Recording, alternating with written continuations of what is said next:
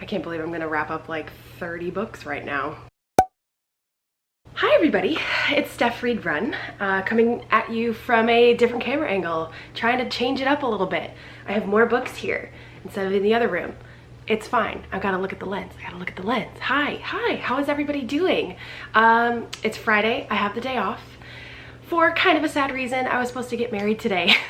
And here we are. I am going to try and spend the rest of the day with my fiance, but I wanted to do a little wrap-up video for everybody before we go and do all the fun things to celebrate our old wedding date. So I just want to wrap up some books. I have not done a wrap-up really at all on my channel. So what I'm gonna do is do a wrap-up really quick, like rapid fire, of like the 30-some books that I've read from January to July. Then, starting in August, that's when I'm gonna start doing a wrap-up every month, or try to at least. I don't plan to wrap up like 6 months worth of books in one video, but here we go. Book number 1 of 2020 was The Rules for Vanishing by Kate Alice Marshall. This was the Three Blondes and a Book club pick for January. Oh my god. YA horror. Kind of supernatural, really supernatural. It's about a girl in a town who has to go into these like magic woods to find her sister who seems to have disappeared. The friends go with her, not all of them come out. A lot of gore, good, confusing ending, 4 stars. Book number 2 of 2020, Well Met by Jen DeLuca. This is a adult contemporary romance about a girl who goes to work at a Renaissance festival for the summer with her young sister, or no, her young niece, while she takes care of her sister after I think she gets in a car accident. Emily meets a guy. There's a lot of banter. It was a lot of fun. I read this in like a day or 2. So if you want a really fun romance, Well Met by Jen DeLuca, 4 stars. Book number 3 of 2020 was Empire of Sand by Tasha Suri. This is a great high fantasy that takes place in a Middle Eastern type world about Mare, who practices this ancient form of magic. She gets into an arranged marriage. Her and her now husband have to kind of work together to overthrow this old empire that has suppressed their magic system for many, many years. It was a lot of fun. The writing wasn't too confusing. The world building was really done really, really well. I think this is a debut. 4 stars for sure. Loved it. Book number 4 of 2020 was Say You Still Love Me by K.A. Tucker. I'm a big fan of K.A. Tucker. I love The Simple While. That's one of my favorite books, I think, by her, and one of my favorite like adult contemporary romances I've ever read. This book was kind of, like I said, I've talked about this before on my channel, where I don't love the romance trope where they've had a relationship in the past and then they kind of revisit or rebuild or rekindle. I like to see the relationship begin at the start and see where it goes, whether it's enemies to lovers or friends to lovers. That's my preference. I think I gave this a 3 star, not my favorite, still enjoyable. So book number 5 of 2020 is The Lion Game by Ruth Ware, and this is was my first mystery thriller of the year. I think I picked this up at the thrift store because I had heard that Ruth Ware books are really good. This takes place in like a remote English town where 4 girls who went to prep school together reconvene due to a traumatic event. And I won't say much more because there's a lot that goes on in this book. I liked it. It wasn't my favorite. I've heard that there's a lot of other better Ruth Ware books out there. Gave it a 3.5 out of 5. Book number 6 of 2020 was Serpent and Dove by Shelby Mahurin. Not a fan of this one. It was very clear what the author was trying to do, and it was about an arranged marriage where there's a witch and a witch hunter, and they're forced into a marriage and they fall in love with each other. But my biggest issue was that the world building was so lacking and the plot was so lacking. Like, I didn't know what was going on in the first like 100 pages of this book.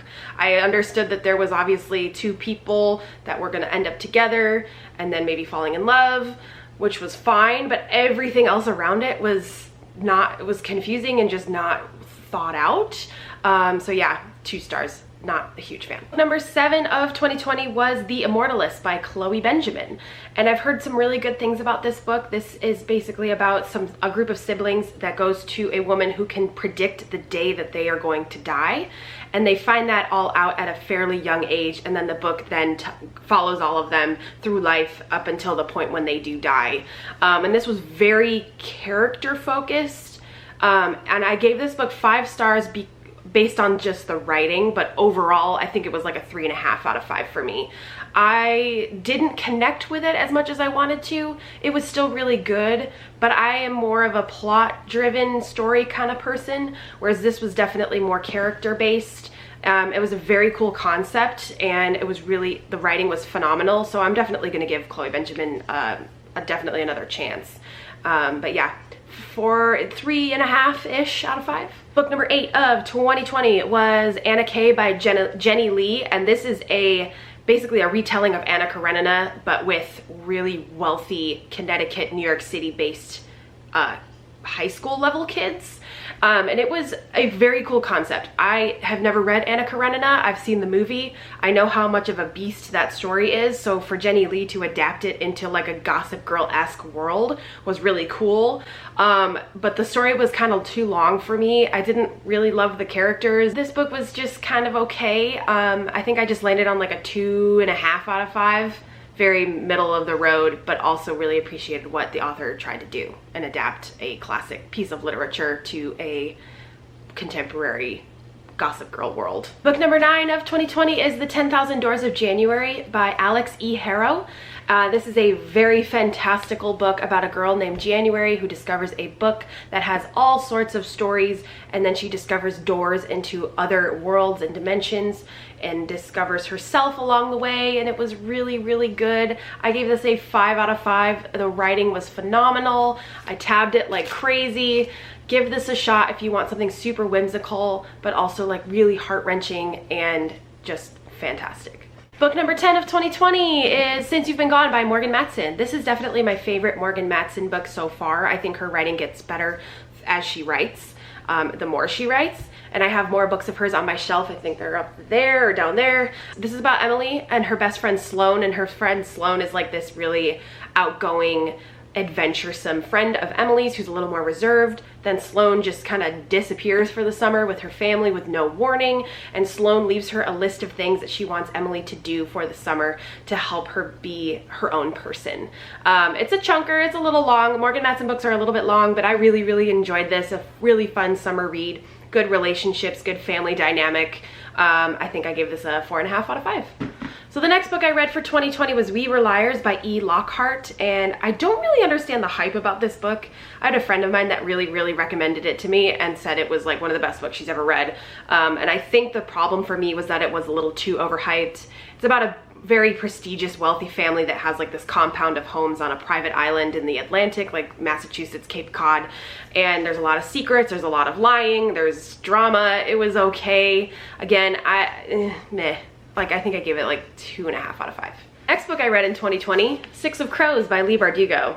And I don't really have to say a whole lot about this book. I know I'm very late to the game. I gave this a 4.5 out of 5. I loved the characters, I loved the plot, I loved the Grishaverse. Anything that Leigh Bardugo puts out, I'm pumped for the Netflix series. 5 out of 5. That's all I'm gonna say. The next book I read in 2020 was The Girl Who Drank the Moon by Kelly Barnhill. And this was the middle grade pick for the Three Blondes in a Book club. And it's about a girl who, in this magical world, who gets accidentally fed moonlight and has all this magic in her now, and how she makes this found family. And it's really, really cute. It just wasn't for me. I think I gave this like a 2.5 or a 3 out of 5. I am very indifferent about middle grade. Sometimes it's a little too whimsical for me. Sometimes it hits me in the heart and I love it. But I, just didn't, and maybe it was just the timing. I just wasn't really into it at the time. The next book I read was The Love That Split the World by Emily Henry. And again, this was okay. It's a magical realism book. It was my first, I think, Emily Henry. It's about this girl who can see and go into other, like, all parallel universes, and she meets a guy in one of those universes, and how she learns from this woman who tells her she has to save his life. I wasn't really sure how to rate this because I think it just there was so much left out in the open. It was very vague. I think I gave it a 3 just to split it down the middle. It was okay. I just don't really know how I felt about it. So the next book I read in 2020 was Harry Potter and the Sorcerer's Stone. And I've mentioned this before, but I actually did a Harry Potter reread right when everybody was going into quarantine for a while. I had listened to the audiobooks for most of these. I got them on Audible and from my library. And it was basically what I listened to on all my runs and walks during quarantine because it was just helping my stress levels. So I'm not gonna go into it. 5 out of 5. The next book I read was The Right Swipe by Alicia Ray, and I have also mentioned this on my channel. It was 2.5 out of 5. Like I said, romance trope wasn't really what I liked. It's about a girl who has this big tech company, and she has like a one-night stand with a guy. She then goes to a big conference and is like a keynote speaker at a conference, and the guy is there, and she finds out that he actually owns the company that she wants to buy. So they're kind of forced into having to deal with their past and if there's rekindling going on. It was good, and I have the Girl Gone Viral that I want to read this month in my August TBR. So yeah, 2.5 out of 5. It was okay, not my favorite. The next book I read was Harry Potter and the Prisoner of Azkaban, 5 out of 5. And the next book I read in 2020 was The Grace Year by Kim Liggett. This was a 3 Blondes and a book club pick, and I gave this like a 2.5 out of 5. This book to me is basically like The Handmaid's Tale meets The Hunger Games in a YA setting. It's about this community where girls who turn 16 are sent into the woods to like shed themselves of their magic, and they have to go, and not all of them come out from the woods, and then after that they can then go get married because the men of this world think women have magical powers, and in order for them to function as a society, the girls have to go and get rid of that magic. I think I read this, the world was really intense at the time. I don't know if it was really just my mindset, but it was hard to read like a really grim dystopian novel during all of this. So it was okay. I think I gave it a 2 out of 5. Just to be real quick, the next 3 books I read in 2020 was Goblet of Fire, Order of the Phoenix, and Half-Blood Prince. 5 out of 5. Woo! 5 out of 5. The next book I read was Clap When You Land by Elizabeth Acevedo. Love all of her books. Clap When You Land is about these 2 girls, one who lives in the Dominican Republic and one who I believe lives in New York City, and they actually have the same dad, and there's a plane crash at the beginning of the book where their father is on that plane and he dies, and it's their story of how they deal with all of that and grapple with their grief. Beautiful writing. Anything Elizabeth Acevedo puts out, stunning. 5 out of 5. The next book I read in 2020 was So You Want to Talk About Race by Ijeoma Oluo, and I can just tell you that this was an incredibly educational book. I cannot wait to continue my reading on the Black Lives Matter movement, on how to be anti-racist.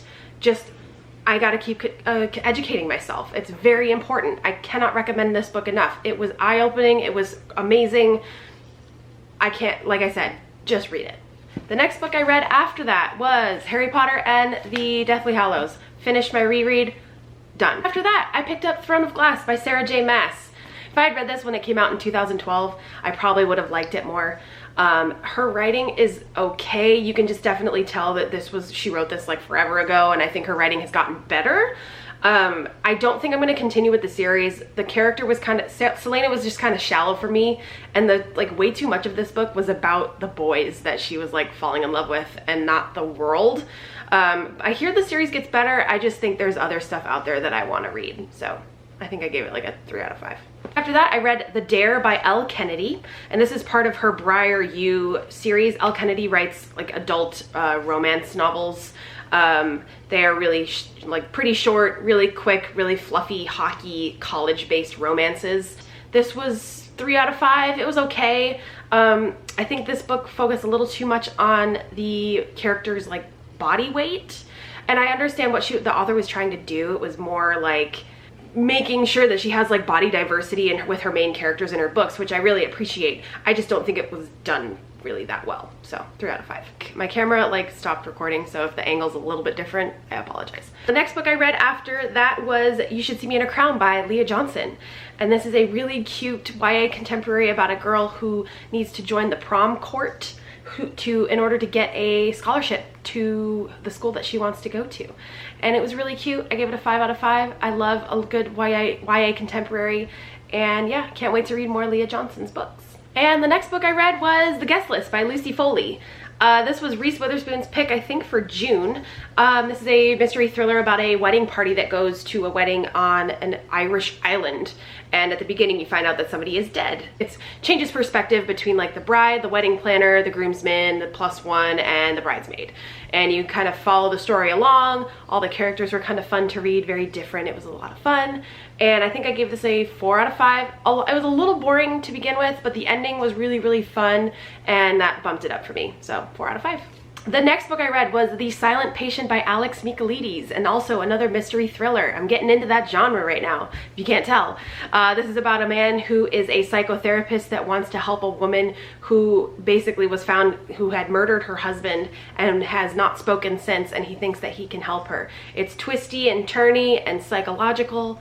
I like the ending. I know some people don't love the ending of this book. They thought it was kind of a cop-out. I thought it was really fun. 4 out of 5 stars. The next book I read, one of my favorite books ever and definitely of the year, was The Secret Wisdom of the Earth by Christopher Scotton. This is a wonderful just literary fiction coming of age story about a boy who moves in with his grandfather after his brother is killed in a tragic accident. And it's just a wonderful coming of age. He learns so much and becomes closer with his friends and his family and his community. And the characters were great. The story was great. I can't recommend it enough. One of my favorite books of all time. 5 out of 5.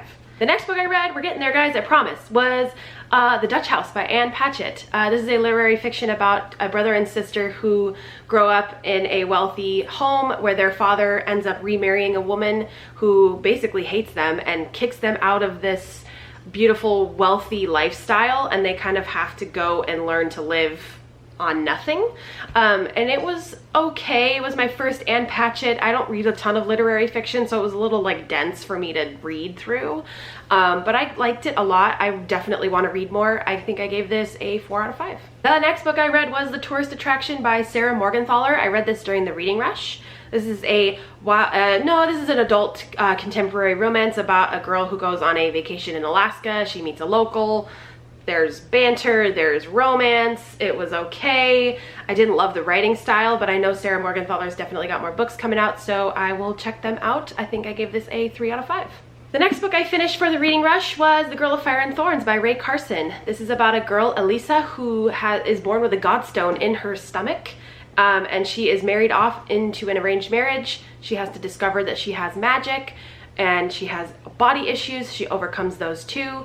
Those are, I guess, the biggest bullet points from this book. It's the beginning of a series. It was really good. Rae Carson's writing is easy to read. Can't wait to continue. So this was a 4 out of 5 for me. Made it. We've made it. The last book that I have read so far from January to July is a doozy, and it's one of my favorites I've ever read. The House on the Cerulean Sea by T.J. Klune. Amazing book. 5 out of 5. Please read this. I just gushed about this I think in another video. This is about a man named Linus who has to go to an orphanage that deals with magical children, and he has to go and see what's going on. He learns that all these magical children are wonderful and have different traits, and it's okay to be different, and it's a huge commentary on like acceptance and love, and it's just amazing. I can't recommend it enough. 5 out of 5. 5 out of 5. Love it. We made it. Oh my God, those were all the books that I have read so far from January to July. I will not do this again. Trust me, I don't want to wrap up 7 months of books in one video, but I'm really happy that if you even made it this far. So please like my channel, subscribe. I'm working on my channel. I know it's kind of all over the place right now, but I'm just really happy to be here.